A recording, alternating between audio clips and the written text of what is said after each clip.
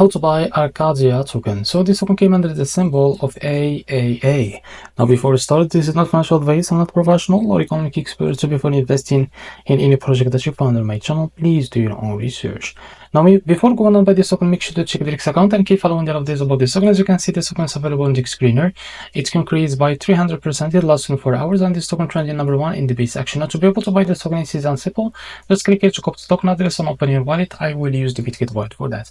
First of all, I will just log into my wallet, and now after that, as you can see, make sure to select the base as the network. After that, click on this plus icon and paste token address in the search bar. Now after that, click, as you can see, this is our token. Now click on this plus icon to add it to your wallet. Now go back to your wallet and keep searching until you find your token that's called AAA. So after you find it, click on it, and after that, click here on swap and make sure that to switch from here. Now from the top, you can select the token that you want to buy, for example USDT, and here you can type how much you want to buy. So here you will be able to see how much you receive that token. As you can see, after that, click here on swap and you will be able to buy this token on your wallet.